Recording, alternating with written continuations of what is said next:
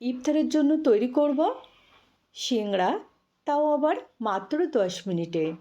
আসসালামু আলাইকুম বন্ধুরা, সকলকে ওয়েলকাম জানাচ্ছি আমার চ্যানেলে। 1 কাপ ময়দা আর অল্প কিছু উপকরণ দিয়েই তৈরি করে নিয়েছি এই সিংড়াগুলা। খেতে কিন্তু সেই মজারই হয়েছে। তাছাড়া কোনো রকম ঝামেলা ছাড়াই কিন্তু যে কেউ খুবই সহজে এই সিংড়াগুলা তৈরি করতে পারবে। তাহলে চলো দেখে নিই কীভাবে তৈরি করছি। শুরুতে একটা ডো তৈরি করব, এই জন্য প্যানে নিয়ে নিচ্ছি 300 গ্রাম ময়দা। আমি এখানে ময়দা দিয়ে সিংড়াটা তৈরি করছি, তোমরা চাইলে কিন্তু আটাও নিতে পারো। 1 টেবিল চামচ কালো জিরা, টেস্ট অনুযায়ী লবণ, 1 টেবিল চামচ সাদা তেল।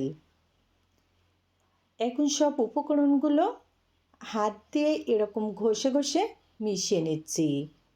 যত বেশি সুন্দর করে মিশিয়ে নেওয়া যাবে সিংড়াটা কিন্তু তত বেশি মুচমুচে হবে। এই জন্য অবশ্যই একটু সময় নিয়ে মিশিয়ে নিব। দেখো, বেশ কিছুক্ষণ মিশিয়ে নেওয়ার ফলে ময়দার কালার কিন্তু চেঞ্জ হয়ে এসেছে, আর সেই সাথে মুঠ করলে দলাও বাঁধছে, অর্থাৎ পারফেক্টভাবে মিশিয়ে নেওয়া হয়ে গেছে। এখন নিয়ে নিচ্ছি পানি, নর্মাল পানি। তবে সবটুকু পানি একসাথে দেব না, অল্প অল্প করে পানি দিয়ে ডোটা তৈরি করে নিচ্ছি। এখানে সব মিলিয়ে 300 গ্রাম ময়দার জন্য পানি লাগছে চায়ের কাপের 1 কাপ। ডো মাখিয়ে নেওয়া হয়ে গেছে। এখন ঢাকনা দিয়ে ঢেকে 5 মিনিটের জন্য রেস্টে রেখে দিলাম। ভিতরে পুর তৈরি করব, এই জন্য প্যানে নিয়ে নিচ্ছি 1 টেবিল চামচ সরিষার তেল, 1 টেবিল চামচ পাঁচফোড়ন, হাফ টেবিল চামচ আস্ত জিরা। 30 সেকেন্ড মতো পরে নিয়ে নিচ্ছি পেঁয়াজ কুচি 1 কাপ পরিমাণ। সব মিলিয়ে 2 মিনিট মতো পেঁয়াজ কুচি একটু নেড়েচেড়ে ভেজে নিব। পেঁয়াজ কুচির সাথে নিয়ে নিচ্ছি কাঁচামরিচ কুচি 1 টেবিল চামচ। অনেকটা ভাজা ভাজা হয়ে গেছে। এখন নিয়ে নিলাম হাফ কাপ পরিমাণ পানি, টেস্ট অনুযায়ী লবণ, হাফ টেবিল চামচ হলুদের গুঁড়া, অল্প একটু লাল মরিচের গুঁড়া, হাফ টেবিল চামচ গরম মশলার গুঁড়া, হাফ টেবিল চামচ জিরা গুঁড়া, আর নিয়ে নিচ্ছে 1 টেবিল চামচ আদা রসুন বাটা। দেখো, মশলা কিন্তু তেল ছেড়ে দিছে, অর্থাৎ ভালোভাবে কষানো হয়ে গেছে। এখন নিয়ে নিচ্ছি আলু 1 কাপ। আলু এরকম ছোটো করে কেটে নিতে হবে। আর সাথে নিয়ে নিচ্ছি গাজরও ছোটো ছোটো করে কেটে নিয়েছি। এখন 2 মিনিট মতো মশলার সাথে নেড়ে চেড়ে নিব। তোমরা যদি আজকের এই টিপস ফলো করে সিংড়া তৈরি করো, তাহলে কিন্তু একেবারে সহজভাবে তৈরি করে নিতে পারবে। এখন এগুলো সিদ্ধ করার জন্য চায়ের কাপের 1 কাপ পানি দিয়ে দিলাম, আর একটা ঢাকনা দিয়ে ঢেকে দিচ্ছি 5 মিনিটের জন্য।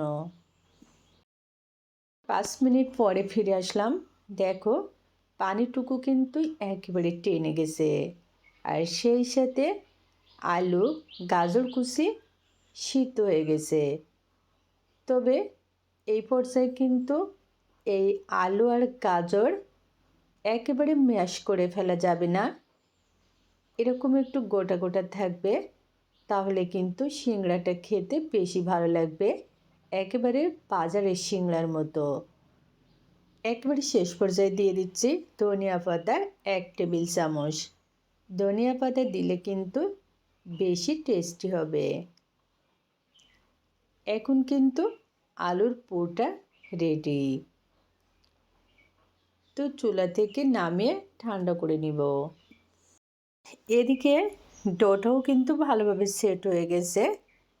দেখো, একেবারে সফট হয়ে গেছে। এখন এখান থেকে লেচি কেটে নিচ্ছি। 3টি লেচি কেটে নিলাম, 3টি রুটি তৈরি করব।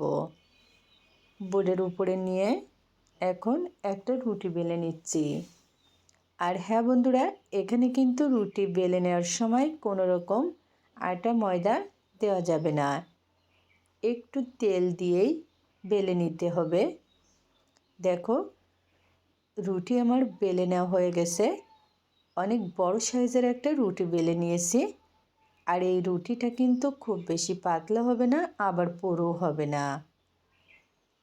আরেকটা কথা হচ্ছে, এরকম বড় করে যদি রুটি বেলে না হয় তাহলে কিন্তু একসঙ্গে 8টি সিংড়া খুবই সহজভাবে তৈরি করে নেওয়া যাবে। এখন একটা কাঁটার দিয়ে 8টি ভাগে ভাগ করে নিয়েছি। এখন এই প্রত্যেক ভাগে নিয়ে নিচ্ছি পুর। পুর কিন্তু এখানে পরিমাণ মতো দিতে হবে। যেহেতু এই সিংড়াগুলো মিনি সিংড়া, এই জন্য পুর খুব বেশি লাগবে না, এরকম অল্প অল্প করে দিতে হবে। ঠিকঠাকভাবে পুর দিয়ে নিয়েছি। এখন এরকম করে পানি লাগিয়ে নিচ্ছি চারপাশটাতে। এরকম একটু পানি লাগিয়ে নিলে কিন্তু খুবই সহজে সিল করা যাবে। এখন দেখো সিংড়াটা কিভাবে তৈরি করছি। 2 পাশ এভাবে আটকে দিলাম। একটু ভালো করে আটকাবো যেন ভাজার সময় খুলে না যায়। এখন লম্বা এই অংশ টেনে এভাবে লাগিয়ে 2 পাশ আটকে নিলেই তৈরি হয়ে গেল আজকের সিংড়া। আসলে একেবারে সহজ আজকের এই সিংড়াটা তৈরি করা। এখানে বলে বোঝানোর মতো কিছু নেই, জাস্ট একটু দেখলেই কিন্তু যে কেউ সহজে এই সিংড়াটা তৈরি করে নিতে পারবে। বন্ধুরা, সবগুলো সিংড়া একইভাবে তৈরি করে নিলাম। সিংড়াগুলো কিন্তু খুবই সুন্দর হয়েছে। আর বাজার থেকে আমরা যে 5 টাকার সিংড়া কিনে আনি ঠিক সেরকম সিংড়ার সাইজ হয়েছে। প্যানে নিয়ে নিলাম পরিমাণ মতো সাদা তেল। তেল গরম হয়ে গেছে, একে একে সিংড়া দিয়ে দিচ্ছি ভাজার জন্য।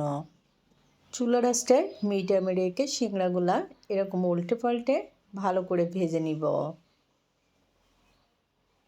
আজকে কিন্তু খুবই সহজভাবে তোমাদের সাথে ইফতারের জন্য দারুণ মজার একটা রেসিপি শেয়ার করলাম। যদি ভালো লাগে তোমরা অবশ্যই একবার হলেও তৈরি করে দেখবে। এরকম একটু সময় নিয়ে ভাজতে হবে, তাহলে সিংড়াগুলো অনেক বেশি মুচমুচে হবে।